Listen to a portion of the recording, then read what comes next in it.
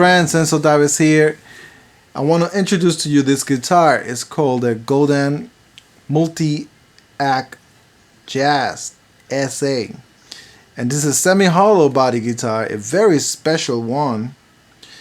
I have to say that this guy is very hard to get. It's very hard to get. Godin made this guitar, but not for a very long time. And there's nothing else like it in their catalog. And there's nothing else like it. They have not produced anything like that before. So it's a pretty unique instrument. And I'm very fortunate to have found it and to be able to have one for my bachata production. So before we get into the parts and what it's made out of, let's just say that what this guitar is made for is jazz. It's designed to play jazz.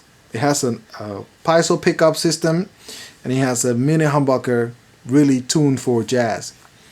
Unlike the other Multiac guitars, this knob right here is a blend knob.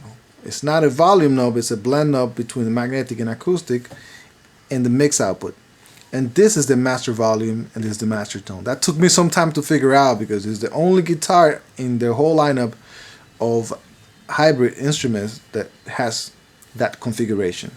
That being said, I think they put a higher quality preamp system because the output from this guy is like twice as much out of any of the LGX guitars and any of the other models that I tried today.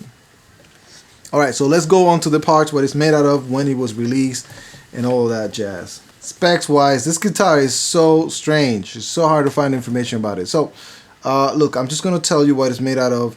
They say that this guitar's body is made out of maple.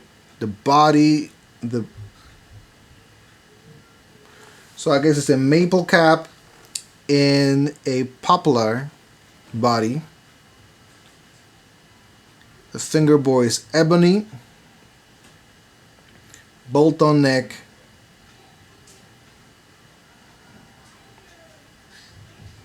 and the neck is made out of maple, unlike most of their other guitars made out of mahogany. But they paint it in a way that it really looks like mahogany as well. It has a 25.5-inch scale length, and the nut width is 1.6875 inches, which is the equivalent of 1 11/16 of an inch. The radius of the fretboard is 16. Alright, this is all I need to tell you about it. So, from the specs, it also has a 13-pin connection for Roland synthesizers, and it has a magnetic pickup output and a mix output. When you connect this guitar into the magnetic pickup output, this works as a regular volume knob and this one works as a tone knob. When you connect it into the mix output, you only have this lever here to switch between the two pickup systems, and then you have a master tone and a master volume. Pretty clever out there. So I really don't have much to say about the quality of the parts of this instrument. Everything is top-notch, state-of-the-art. Ebony fretboard, great feeling frets. I just feel very, very lucky to have this guitar. And that bolt-on neck. The body is a hollow, semi-hollow body with that very interesting design that Godin is good making. String through with the blinds on this side here. As you would expect, that two pneumatic bridge. I believe that this is the synth volume control, and this is an EQ system, and the switches for the synth patches. 2 F-holes. Something to point out is that this guitar is very thick and it does not have a resonating top. This is a very thick top, and you know, it produces barely no sound. A little bit more than a hollow solid body.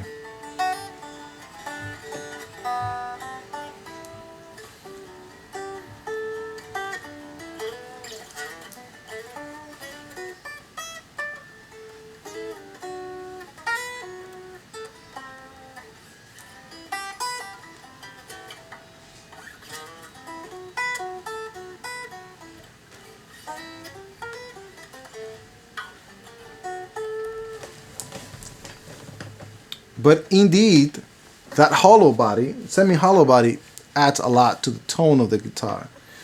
In the little bit that I play this instrument, I find that I could get a very sweet sound out of it, as to be expected for a jazz guitar. Let's see how that fits into my bachata music. This is still, again, an experiment.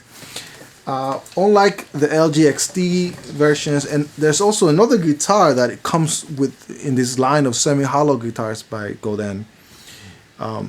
Unlike the LGX models, this humbucker will not give you as much tonal variety in the magnetic pickup realm. So you're gonna be stuck between an acoustic sound and a very sweet, warm magnetic sound. That's not a lot of versatility for the kind of money that this guitar cost. I believe that they were selling it back up until 2015. I believe they were selling this guitar for $2,400 plus. You can pick this up now probably about the same price, because this guitar is rare. It's hard to find. But maybe you get lucky, you can find it for under $2,000. Now, does this guitar, in my opinion, is it worth $2,400 brand new? I would say absolutely yes, it's worth every penny. Is it worth it for me as a bachata player, $2,400? Absolutely no. This is not the guitar that you buy to play bachata only. As a matter of fact, it doesn't even do all the bachata tones. I think a Telecaster will do better than this,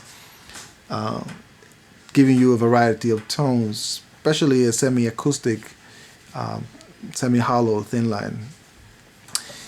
Is this a guitar that will give your music a premier, pristine sound, and will it be a joy to play? Because at this point, we're talking about, like, what is the experience of playing this instrument? Yes, I think it's worth the $2,400. So let's differentiate. Let's see the difference between, do you need this to make a certain tone, or will playing this instrument inspire you to play more? Will your experience increase? And definitely it's worth every penny in that regard. But when it comes, if you need something to take care of business, obviously this is not it. Because this will give you a variety, but still more limited. And for that price, you can buy a few LGXT guitars. You can get the A6 guitar. So I would say this is like the A6, but really on steroids. Because it also has a synth access. This is really why I bumped into this guitar, because I love the A6 guitar, the A6 Ultra, because it has this semi-acoustic sound and this very warm pickup. So I'm like, wow, this is the 335, but next level design, right? And I was looking for something like that with the synth access, and Godin doesn't have anything like that. Until you get to the upper tier, they have something with the lipstick pickup, but I'm not too keen about that. But this guy, I was lucky to find a guy to make this accessible for me, to make this review, and I might just keep this instrument. We'll see, because I really like it. But it's a luxury. It's a luxury for me. Yet, if it inspires me to play more and to add these beautiful tones to my music, I think it's worth every penny. And we'll see with time what it does. It's a wonderful instrument, definitely. I recommend it for those of you that want to have something unique. It's a rare guitar, in my opinion. But this is not something to take care of business. This is something for you to enjoy and play. I think for me to enjoy and play and record, but not something that I would take on stage, unless I have two of them, maybe.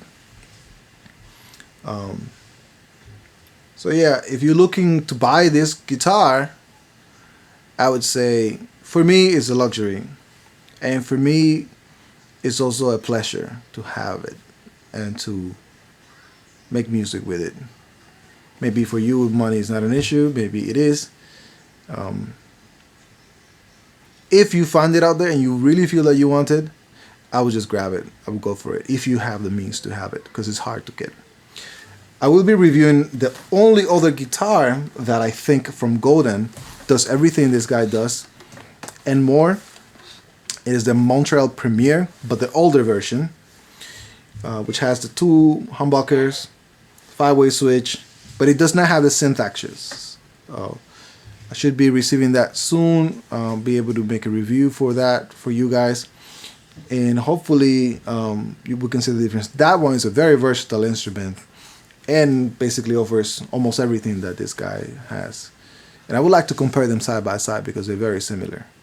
Right? This is like a replacement of a 335 with a very good sounding electronic system. I hope this review helps you if you're looking into this guitar. I would say if you have the money and you get a good deal, don't let it go, because this is rare and it's worth the money for sure. Thank you.